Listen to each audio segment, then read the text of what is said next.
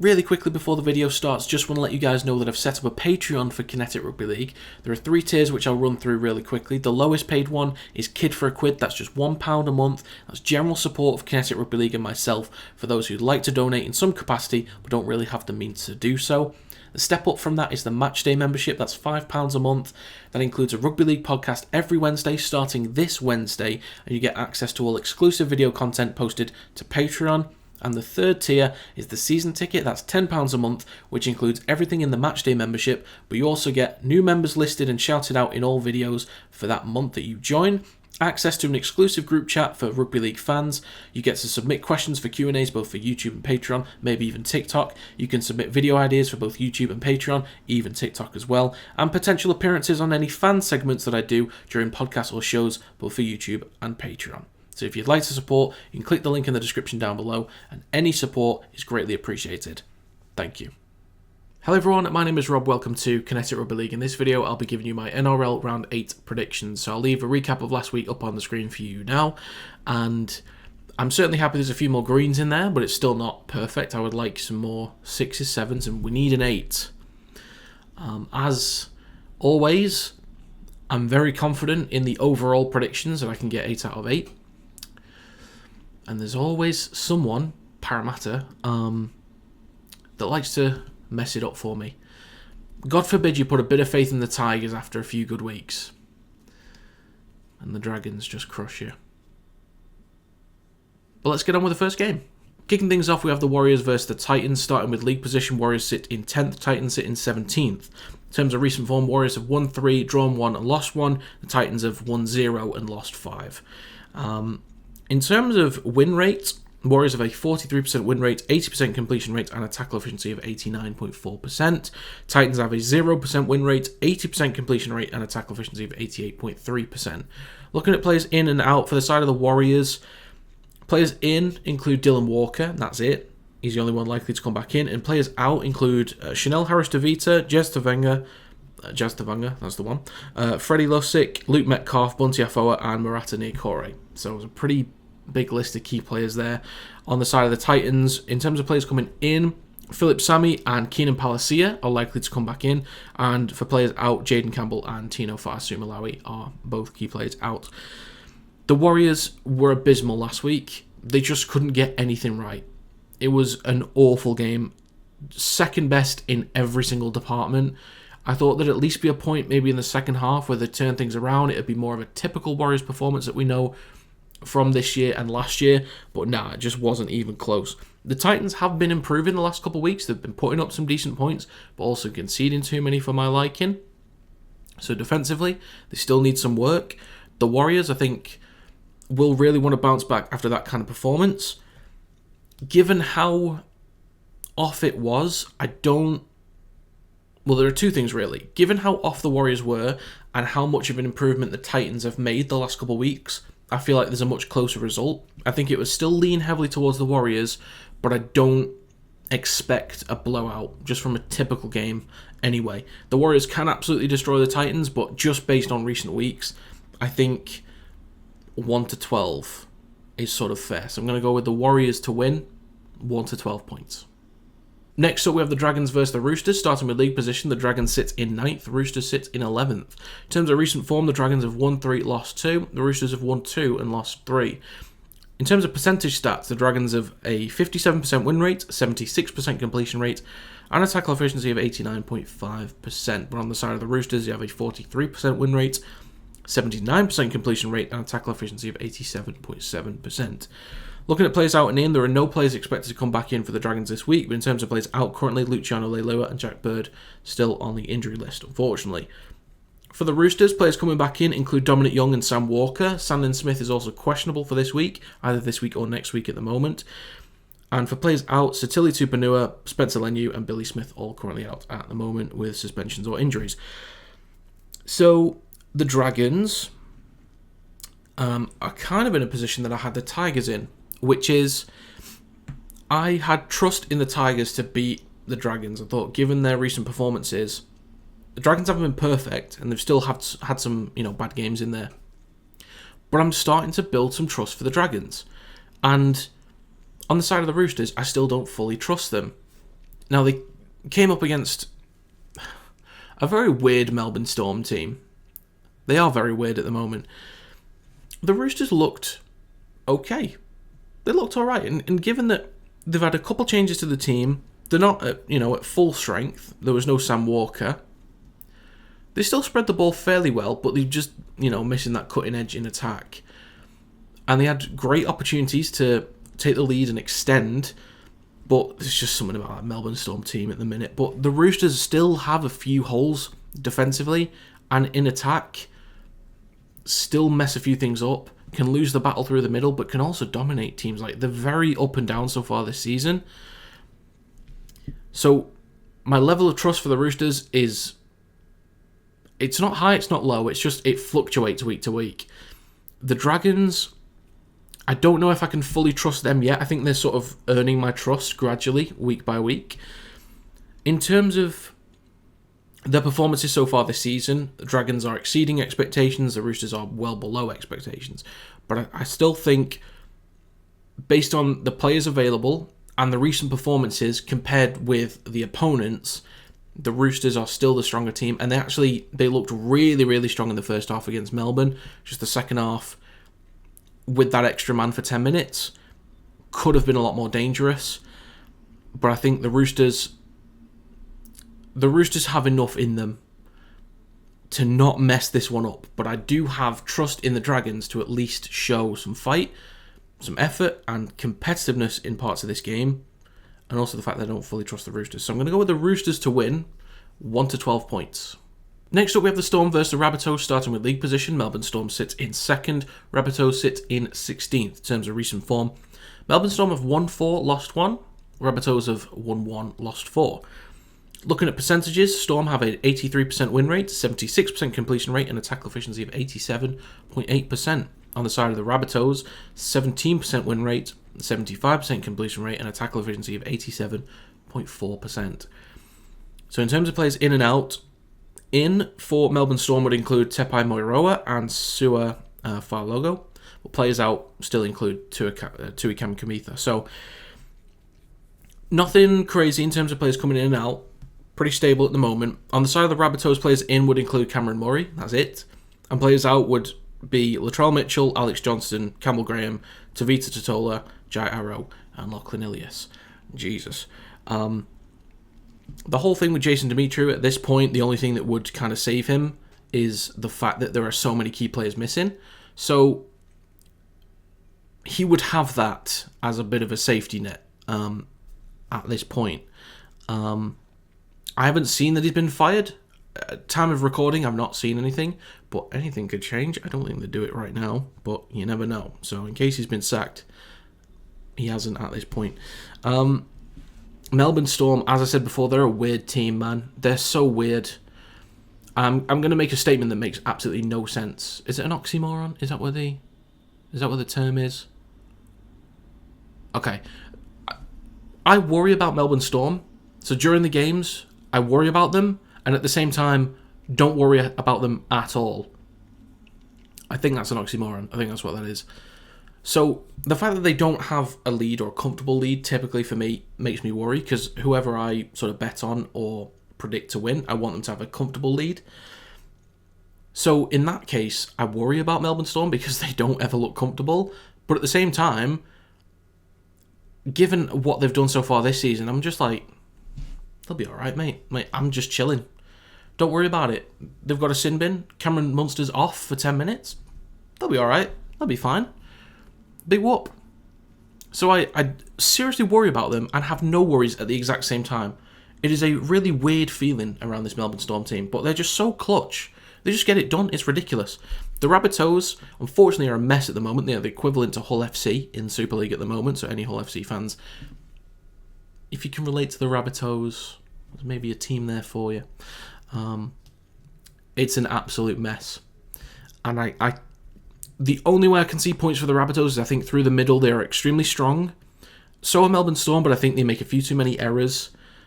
Spread out throughout the game. It's never normally in one half or the other. It's like spread out throughout the game. They will make errors, and that'll really put them on the back foot. And I think some of the forwards might get some points for the Rabbitohs. But I finally see a Melbourne Storm victory that is comfortable. So I'm going to go with Storm to win, 13 plus. Next up, we have the Sea Eagles versus the Eels, starting with league position. The Sea Eagles sit in 5th and the Eels sit in 14th. In terms of recent form, the Sea Eagles have won 2, drawn 1 and lost 2, and the Eels have won 2 and lost 3. In terms of percentage stats, the Sea Eagles have a 57% win rate, 76% completion rate, and an 86% tackle efficiency. On the side of the Parramatta Eels, they have a 43% win rate, 80% completion rate, and a tackle efficiency of 87.9%. Looking at player availability, players coming in or who should be available for the Sea Eagles include Nathan Brown and Josh Aloiai, and players out include Ben Trebojevic and Toa Sipley. On the side of the Eels, they have no players expected to come in this week, but players out include Dejan Assi, who is questionable, and Mitchell Moses still at the moment. I put some faith in the Eels, and in typical Parramatta fashion, they spat in my face. Thanks, Parramatta. I thought, given the deficiencies of the Dolphins and the way that the Eels fought the week prior, I thought, you know what, they'll be all right. They look fine. Even without Moses, they'll be fine. They'll be fine and dandy. But that's the Eels for you. That's what they do. They draw you in and they let you down. Thanks, Parramatta. On the side of the Sea Eagles, really strong team. Not without their problems. Defensively, letting too many points against the Titans for my liking. I knew that I was confident that there'd be winners in that game, so that's why in a bet that I posted on TikTok, I said that I feel comfortable with them winning the game, but I wouldn't take the margin, which was -9.5 at the time. So I felt pretty confident with that. I think the Seagulls can put up a solid number of points, but here's the thing. 13 plus makes sense given the fact that the Seagulls can score for fun. The two things that I don't like, one, the Seagulls have their defensive issues, and two, there is something about Parramatta Eels anyway, even though they can let you down, there is something about them that even when they have deficiencies in their squad and aren't on good form, there's always something about them that keeps them in the fight. Now, I know last week was abysmal, they just weren't in the fight, I understand that, but the majority of the time, the Eels somehow, they just hang in there, even when they've got key players missing, and it's just some weird thing about them. I think they're just coached very well. So typically, they're in the game, but they need more quality individuals. So that's what I think they're really lacking. They need more game changers in there. Maybe a few other people at centre, like, when the Broncos had Herbie Farnworth on one side, Katoni Staggs on the other, they can create something from nothing. I think they need more guys like that. And Will Penasini is, he's got something about him, but they might need something on the other side. They just need more game changers in there. It's going to be Dylan Brown that's going to have to step up. He has got those game-changing games within him. Like, he's got that in his locker, but it's sporadically spread around the season. When it's on him to have to step up, I don't really think he's a game changer. Typically speaking, there's just a few rounds in there throughout the year where he can do it. But against this Seagulls team, I don't think so. But to give them the benefit of the doubt in terms of their competitiveness and to stop yapping on Rob, I'm going to go with the Seagulls to win 1 to 12 points. Next up, we have the Tigers taking on the Broncos. Starting with league position, the Tigers are in 13th. Broncos are in 6th. In terms of recent form, the Tigers have won 2, lost 3. The Broncos have won 3 and lost 2. For percentage stats, the Tigers have a 33% win rate, 80% completion rate, and a tackle efficiency of 87.2%. On the side of the Broncos, they have a 57% win rate, 76% completion rate, and a tackle efficiency of 88.6%.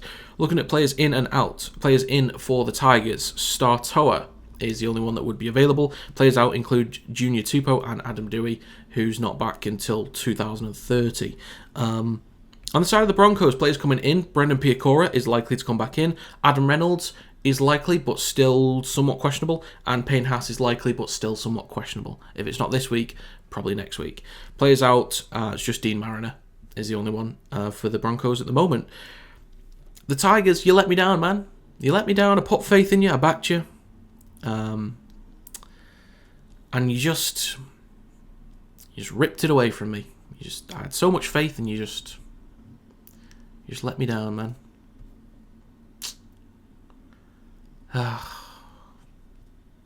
Unfortunate. However, on the side of the Broncos, they've really started to pick up their form. They've looked a lot stronger. They was a little bit questionable the first couple of weeks, but they're finding their form. They're learning how to deal with situations without their key players. So they learned how to do it without Reece Walsh. Then he came back in. They learned how to do it without Adam Reynolds. Now he's potentially coming back in. And Payne Haas. Same scenario. So at full strength, the Broncos are easily top 4, like playing that completely safe. Easily a top 4 roster. And could potentially demolish this Tigers team. So even if Reynolds and Haas aren't there, I'm still very confident in the margin that I'm going to go with. But assuming that they are there, it could be a bloodbath. I'll give the Tigers the benefit of the doubt because they have some good moments. There are times where they are forced to have to generate things from nothing. Teams don't give them a lot, and they have to make it themselves. And when they start throwing that ball around, they get the offloads in the second phase and the tackles. They do create some opportunities. They throw teams all over the place. And the Broncos have been known this season to have some issues defensively. So I think some points are likely for the Tigers. But on the attacking side of the Broncos, they are just on a different level. So I'm going to go with the Broncos to win, 13+. Next up, we have the Cowboys versus the Panthers, starting with league position. The Cowboys are in 8th. The Panthers are in 4th. In terms of recent form, the Cowboys have won 2, lost 3. The Panthers have won 4 and lost 1. In terms of percentage stats, the Cowboys have a 57% win rate, 74% completion rate, and a tackle efficiency of 88.1%. And on the side of the Panthers, a 67% win rate, 78% completion rate, and a tackle efficiency of 86.9%. Players in for the Cowboys, there are none. Players out for the Cowboys include Helam Lukey and Murray Taulagi, and then Cohen Hess and Zach Laybutt have a lot longer to go. For the Panthers, Nathan Cleary is expected to be available. In terms of players out, Dylan Edwards is to be confirmed at the moment, but likely to play. And Taylor May is to be confirmed, but is also potentially available. But they're just both to be confirmed on the injury list at the moment. The Cowboys had an absolute stinker last week. Granted, it's against a very strong Sharks team, but an absolute stinker. Nowhere near competitive, especially for what I gave them credit for. The Panthers are just a more consistent team. All over, they just win in all areas. I've not been... As much as I've had faith in Dearden and Drinkwater, they just haven't really been doing it for me. And Townsend is still very questionable with his kicking game. There's some great moments and can lead the team well at times, but there's sometimes it's just I just think, what are you doing? You are not helping. So, I think the Panthers are just overall the stronger team. I would like to think that the Cowboys can really bounce back, not necessarily with a win, but just with a really strong, respectful performance. But over the last couple of weeks, I've lost a little bit of trust and confidence in the Cowboys.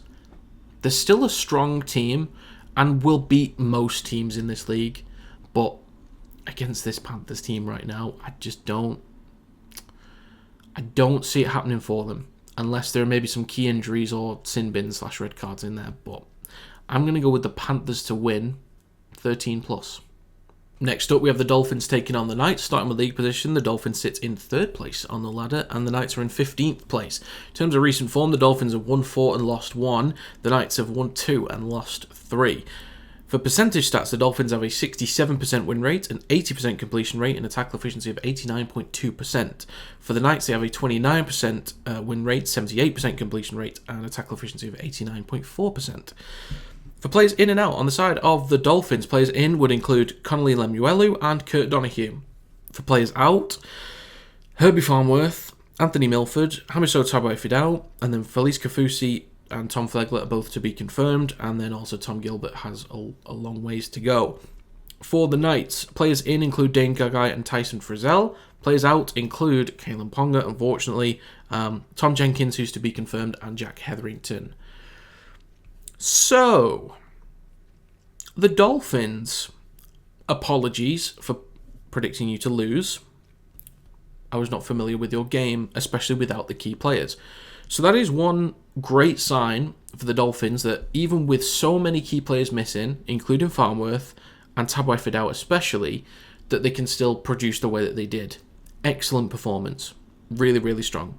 On both sides, in attack and defence. Excellent. For the Knights, I don't know. I really don't know. I thought they'd kick on a lot from last year. They're still an inconsistent team, yet they still kind of have their really good moments. Like, they can produce good tries, they can produce points, but just head to head, they're just always second best. Obviously, they have picked up wins this year, but there are still some problems in that Knights team. Now, a lot of people initially will think, no Kalen Ponga, no chance. I'm of that opinion, but not so strongly. There are two reasons why this would be somewhat competitive. Number one is still the lack of key players for the Dolphins. So, even though they still have plenty of key players in, there are still a few removed. So I think that takes a bit of sting out of their attack. So that's one. So even though, yes, they were great against the Eels, I don't think that would happen every single week. So that's one reason. The second reason is the Knights, they will typically find a way to, a little bit like the Eels at times, will typically find ways to stick in there. And even though results-wise hasn't looked particularly great, 15th place compared to 3rd place, I think it's a slightly unfair gap. And I understand if people want to say 13 plus right off the bat. I get it. But I think the forward pack is still incredibly strong for the Knights. Kai Piss-Paul is still learning week in, week out and will continue to improve. And the players in the centre positions that can get those easy meters and help you with the field position battle, Dane Gagai and Bradman Best are two incredible centres. And also, whether he's going to get game time, I don't know. But Newcastle, Kalen Ponga is unavailable. You have a young man by the name of Will Price, who is part of your team. Play him at number 1. Just play him at fullback. Let him fly, okay? I'm so desperate for Will Price to get an opportunity. Oh, this would be a great chance, but whether they're going to give it to him, I don't know. Maybe there's someone else waiting in the wings, but Will Price, for me, would be the difference, not in necessarily a win, but in terms of a more competitive-looking Knights team than people would expect at this stage. I know more about Will Price than a lot of NRL fans will. So, just giving the Knights a benefit of the doubt, because I think in the forward pack, I think they will compete quite well. I'm going to go with the Dolphins to win, 1 to 12 points. Finally, for this round, we have the Raiders taking on the Sharks. Starting with league position, the Raiders are in 7th, Sharks are in 1st. In terms of recent form, the Raiders have won 2 and lost 3. The Sharks have won 4 and lost 1. In terms of percentage stats, the Raiders have a 57% win rate, 82% completion rate, and a tackle efficiency of 89.3%. And on the side of the Sharks, they have an 83% win rate, 77% completion rate, and a tackle efficiency of 88.4%. For players in and out, on the side of the Raiders, Albert Hopewate is the only player expected back in. And for players out, Jamal Fogarty is to be confirmed at the moment, is expected to play, but is not, maybe not 100%. Zach Hosking is indefinite at the moment. Corey Horsburgh is out. Elliot Whitehead is also to be confirmed. And Jordan Rapiner is also out for a few more weeks. For the Sharks, players coming back in include Dale Finucane, Sione Katoa, and Royce Hunt. 3 huge inclusions to the team. And for players out, Jesse Colquhoun is the only player out at the moment. The Raiders versus Sharks, for me, given their performances this season, and from what we've seen previously, it just feels like a really competitive game between the two. But I feel more confident in the Sharks than I did previously, because I took the Raiders to win when they played a few weeks back. But I have more faith in the Sharks now. I have a few issues with the Raiders at the moment. If Jamal Fogarty is out, that is a huge problem. I'm going to assume that he's available. I saw on a predicted team list that he should be available. even given the fact he's to be confirmed at the moment. There's just something about the Sharks. There's a few times where they play against competitive teams and they build up a lot of trust, you have faith in them, and then they just kind of let you down. But I think they've got something going for them at the moment. I've got trust in them. I do have a lot of trust in the Raiders. I like Jamal Fogarty. I like Ethan Strange especially. I just think for this one, it's more of a gut feeling than anything, so not necessarily logical, so I acknowledge that. It's a gut feeling that just the Sharks will just be number one in all areas here, and the Raiders will be second best to everything. Kicking game goes the way of the Sharks. The run game goes the way of the Sharks. Field position, play the ball speed through the middle, just everything goes towards the Sharks. I just have that feeling. The Raiders are typically strong through the middle, but it's a gut feeling. That's all I can really say, is that the Sharks will dominate in this game. So I'm going to go with the Sharks to win, 13+.